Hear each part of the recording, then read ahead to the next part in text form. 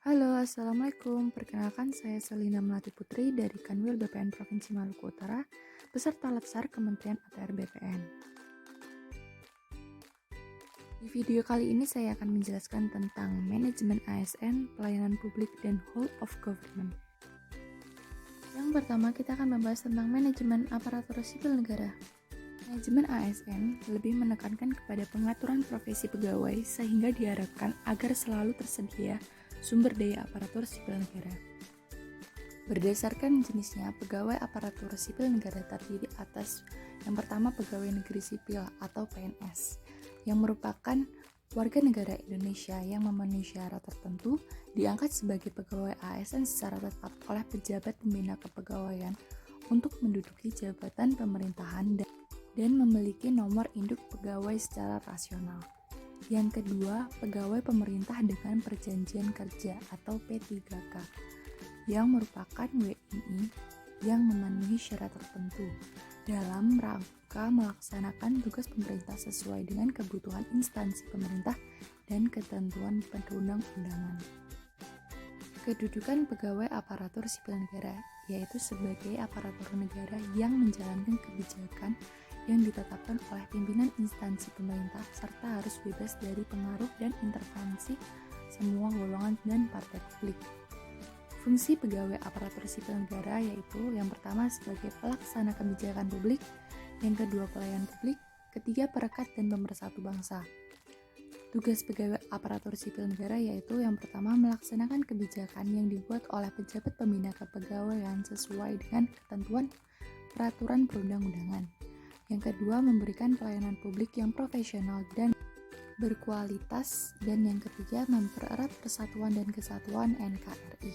PNS itu mendapatkan gaji, tunjangan, dan fasilitas, cuti, jaminan pensiun dan jaminan hari tua, perlindungan, dan pengembangan kompetensi. Sedangkan hak P3K yang pertama gaji, tunjangan, dan fasilitas, kedua cuti, ketiga perlindungan, dan keempat pengembangan kompetensi. Jadi perbedaan hak antara PNS dan P3K terdapat pada jaminan pensiun dan jaminan hari tua pada PNS, sedangkan di P3K tidak ada jaminan tersebut. Dan kewajiban aparatur sipil negara sebagai berikut. Berikut merupakan kode etik dan kode perilaku. Tujuan kode etik dan kode perilaku yaitu menjaga martabat dan kehormatan aparatur sipil negara. Fungsi kode etik dan kode perilaku yang pertama sebagai pedoman, panduan birokrasi publik atau aparatur sipil negara dalam menjalankan tugas dan kewenangan agar tindakannya dinilai baik. Yang kedua, sebagai standar penilaian sifat, perilaku, dan tindakan birokrasi publik atau aparatur sipil negara dalam menjalankan tugas dan kewenangannya. Yang ketiga, etika birokrasi penting sebagai panduan norma bagi aparat birokrasi dalam menjalankan tugas pelayanan pada masyarakat dan menempatkan kepentingan publik di atas kepentingan pribadi, kelompok, dan organisasinya. Sistem merit, kebijakan dan manajemen aparatur sipil negara yang berdasarkan pada kualifikasi, kompetensi, dan kinerja secara adil dan wajar dengan tanpa membedakan latar belakang politik, ras, warna kulit, agama, asal-usul, jenis kelamin, status pernikahan, umur, atau kondisi kecacatan. Pelaksanaan sistem merit dalam beberapa komponen pengelolaan ASN sebagaimana di atas khususnya dalam penyusunan dan penetapan kebutuhan, perencanaan kebutuhan pegawai atau planning, penilaian kinerja, monitoring dan penilaian, pengembangan kompetensi, promosi, mutasi, penghargaan yang terdapat dalam Undang-Undang Aparatur Sipil Negara. Lembagaan dan jaminan sistem merit dalam pengelolaan aparatur sipil negara terbagi menjadi dua. Yang pertama ada Komisi Aparatur Sipil Negara atau KASN. Yang kedua, kementerian yang menyelenggarakan urusan pemerintahan di bidang pendayagunaan aparatur negara. Saat ini disebut Kementerian Pendayagunaan Aparatur Negara dan Reformasi Birokrasi atau Kemenpan dan RB. Manajemen ASN dibagi menjadi dua, yaitu manajemen PNS dan manajemen P3K. Berikut penjelasannya.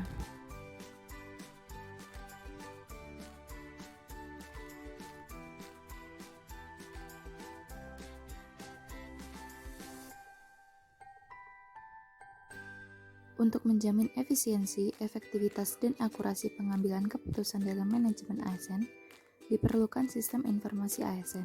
Sistem informasi ASN diselenggarakan secara nasional dan terintegrasi antar instansi pemerintah. Sengketa pegawai aparatur sipil negara diselesaikan melalui upaya administratif. Upaya administratif terdiri dari keberatan dan banding administratif.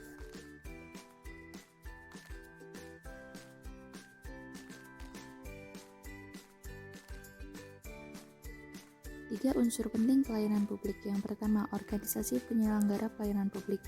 Kedua, penerima layanan atau pelanggan, yaitu orang, masyarakat, atau organisasi yang berkepentingan. Ketiga, kepuasan yang diberikan dan atau diterima oleh penerima layanan atau pelanggan.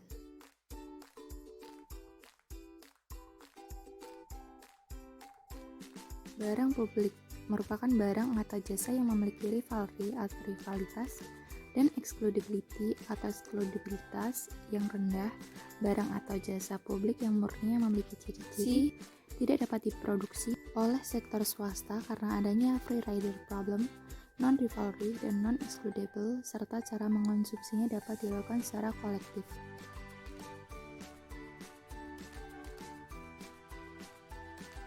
Kembangan paradigma pelayanan. Yang pertama ada Old Public Administration atau OPA, yang kedua New Public Management atau NPM, dan seterusnya menjadi New Public Service atau NPS. Berikut merupakan perbedaan antara etika dan etiket. Terakhir kita akan membahas tentang Whole of Government. Whole of government pada dasarnya adalah sebuah pendekatan fungsi dalam ruang lingkup koordinasi yang lebih luas guna mencapai tujuan bersama dalam pembangunan kebijakan, manajemen program, dan pelayanan publik. E-government dapat mendukung penerapan whole of government. Yang pertama, ketersediaan CEO atau Chief Information Officer. Yang kedua, interoperabilitas sektor publik atau kapasitas pertukaran informasi antar sektor. Yang ketiga, integrasi pelayanan online. Presentase portal nasional yang terhubung website. Cara-cara pendekatan WOG. Yang pertama dengan penguatan koordinasi antar lembaga. 2. Membentuk lembaga koordinasi khusus. 3. Membentuk gugus tugas. Dan yang terakhir, koalisi sosial. Tantangan dalam praktek WOG. Yang pertama, kapasitas SDM dan institusi, yang kedua nilai dan budaya organisasi, yang dan terakhir kepemimpinan. Prasyarat untuk penerapan WOG yang baik yaitu antara lain, pertama budaya dan filosofi, 2 cara kerja yang baru, 3 akuntabilitas dan insentif, 4 cara baru yaitu dengan pengembangan kebijakan, mendesain program dan pelayanan. WOG juga dikenal sebagai pendekatan interagensi, yaitu pendekatan yang melibatkan sejumlah kelembagaan yang terkait dengan urusan-urusan yang relevan. Sekian video kali ini.